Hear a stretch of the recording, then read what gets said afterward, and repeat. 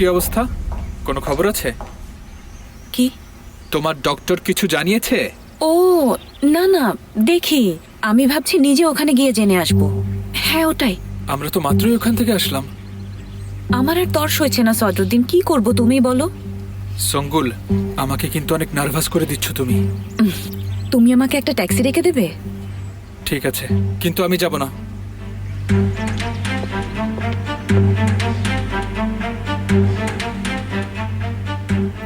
Hello hello Mr Farid. হ্যাঁ Mrs সঙ্গুল, আমি আসছি আপনার ওখানে।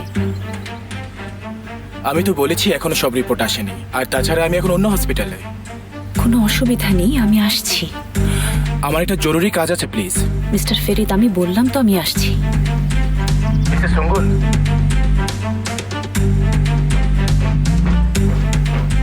Thank you. ট্যাক্সি এসে গেছে। ঠিক আছে।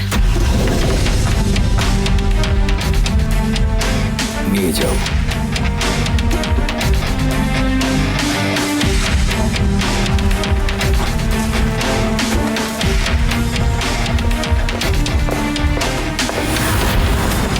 সেমা, কি হচ্ছে এসব? ও আয়েশার সাথে ধরা পড়েছে। ওরা একসাথে ছিল তাই না? আমি বলেছিলাম তোমাকে।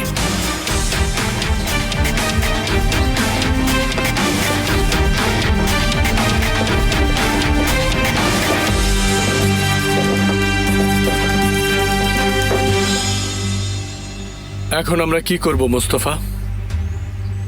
যা করা দরকার।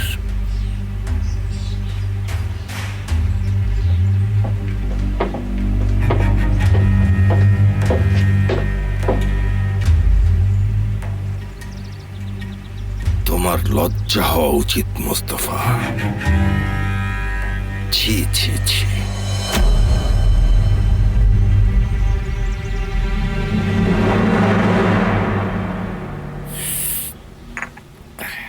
আচ্ছা নিগার, আমি ভাবছি আমরা কোথাও ঘুরতে গেলে কেমন হয়।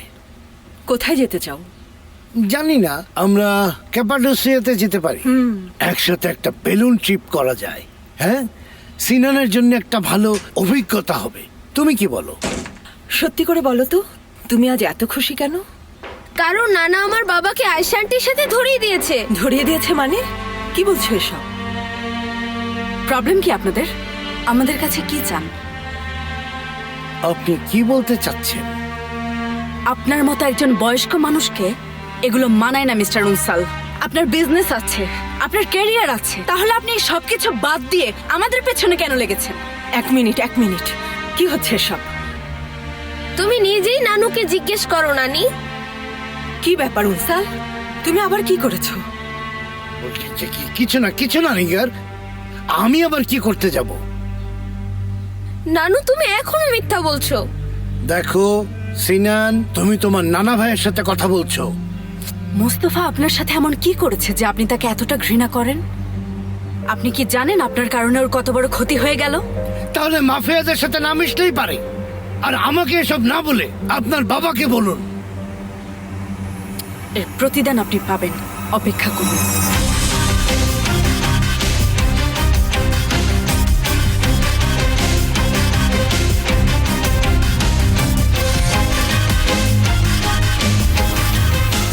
এখন আমি তোমাকে একটা কথা জিজ্ঞেস করব, আমাকে সত্যি উত্তর দেবে।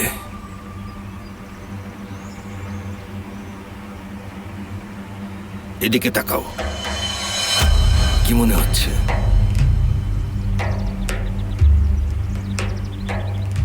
তোমার কি ধারণা আমি কিছুই বুঝি না? না স্যার, একদম না। আমি তোমার সাথে সরাসরি কথা বলেছি, তুমি আমার চোখের দিকে তাকিয়ে মিথ্যা কথা বললে।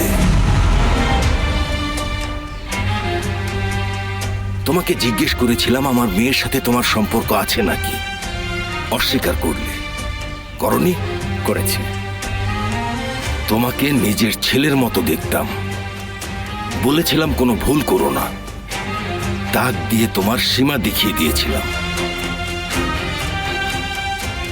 আর তুমি সেটা অতিক্রম করলে মোস্তফা। হ্যাঁ,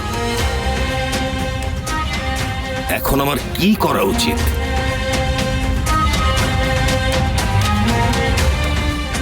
তুমি আমাকে করণীয়টা বলে দাও।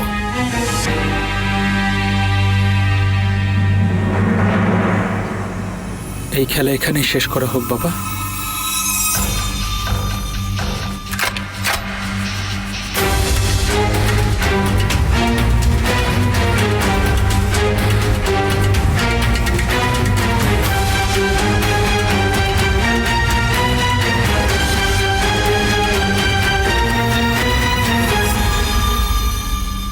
তারপর বাহরি আঙ্কেলের লোকেরা আমার বাবাকে তুলে নিয়ে যায়। এই বয়সে কি তোমার মাথা খারাপ হয়ে গেছে উনসাল? কিভাবে করলে এটা? ওরা পরস্পরকে ভালোবাসে, তোমার ওদের পেছনে লাগার কি আছে বলো তো? কি সমস্যা? নানি, ওরা আমার বাবাকে অনেক মারবে, তুমি কিছু করো। উনসাল, ও মুস্তাফাকে মেরে ফেলতে পারে, ভেবে দেখেছো? না, মেরে হয়তো ফেলবে না, আমার তাই মনে হয়। মারতে পারে কিন্তু বাঁচিয়ে রাখবে। না না ভাই, দেখো তোমার বাবা আবার চলে আসবে। আমাকে ধরবে না, এখন থেকে তুমি আমার নানাও না। আমার এখনো বিশ্বাস হচ্ছে না তুমি এতটা নিচে নামতে পারো।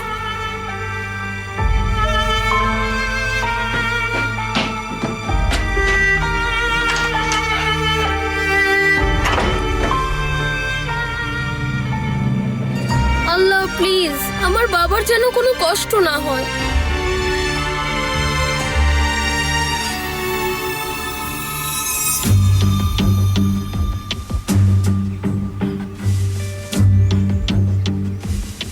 গুলি করো জুলফিকার, মেরে ফেলো ওকে। সত্যি করে বলো, কবে থেকে চলছে?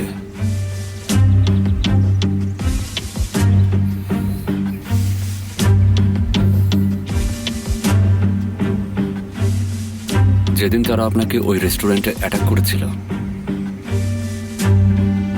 তার ঠিক একদিন আগে আয়েশা আমার ট্যাক্সিতে এসে বসেছিল। সেদিন আমি খুব ঝামেলার মধ্যে ছিলাম, আমাদের একসাথে থানায় যেতে হয়েছিল।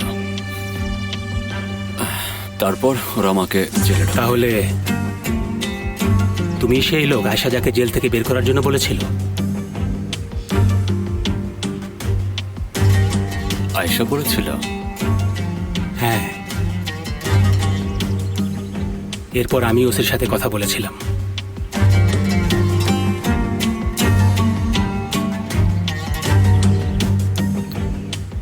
এভাবেই আমাদের দেখা হয়। আর তারপর বাকিটা তো আপনি জানেন। তাহলে তুমি জানতে না যে ও আমার মেয়ে? না, জানতাম না। কিন্তু পরে তো জানতে পারলে।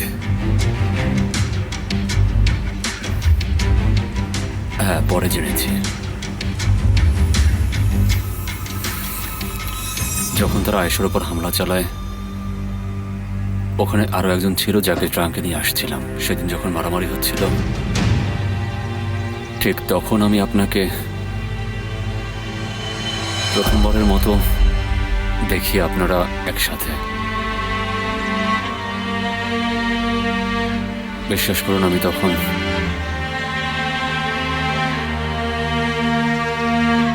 খুব ভয় পেয়ে যাই। তাই আমি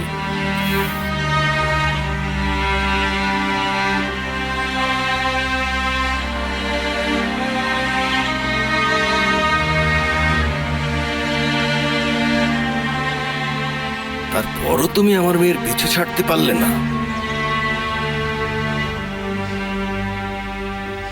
পারিনি।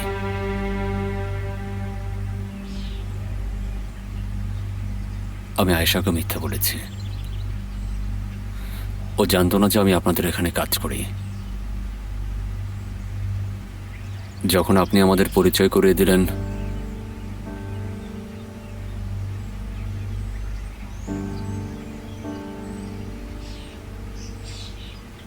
তখনও জানতে পারল।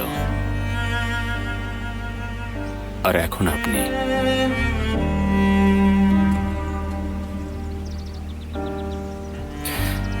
তুমি এটা কিভাবে করলে বলো তো?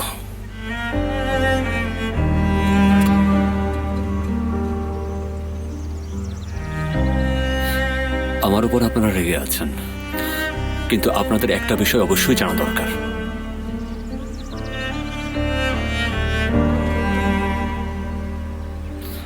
আয়েশাকে আমি ভালোবাসি।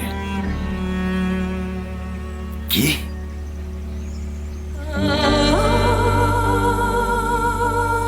বললাম, আয়েশাকে আমি ভালোবাসি, আর ও আমাকে। দেখো কি বলছে। আয়েশা আমার বোন। তোমার কি যোগ্যতা আছে আমার বোন আয়েশাকে ভালোবাসার? আমরা ভালোবাসি। এর মধ্যে আমি তো কোনো অপরাধ দেখতে পাচ্ছি না। ভালোবাসাটাই অপরাধ।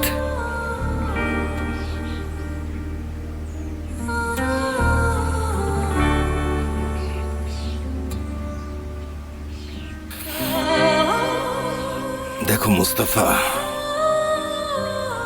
আমি সেই ধরনের মানুষ না যারা ভালোবাসাকে মেনে নিতে পারে না। তোমার আমার কাছে আসা উচিত ছিল আর বলা উচিত ছিল আমি আপনার মেয়ে আয়েশাকে ভালোবাসি। তখন আমরা হয়তো চিন্তা করতাম তোমাদের সম্পর্ক নিয়ে। তোমার অপরাধ তো একটা না, হাজারটা।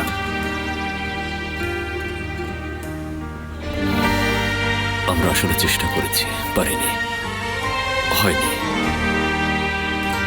এমন না যে আমি চাইনি, কিন্তু আমার কিছুই করার ছিল না। সত্যি বলছি, কিছুই করার ছিল না। আমি আসলে অনেক বড় অপরাধ করেছি, আমি এটা স্বীকার করছি স্যার। এর জন্য আমি শাস্তি পেতেও রাজি আছি। যদি গুলি মারতে চান মারুন, যদি মেরে ফেলতে চান তাহলে মেরে ফেলুন, কিন্তু তাতে করে কিছুই বদলাবে না। আমি তখনও আপনার মেয়েকে এতটাই ভালোবাসবো। বাবা, ওকে কথা বলতে দেবেন না। জুলফিকার,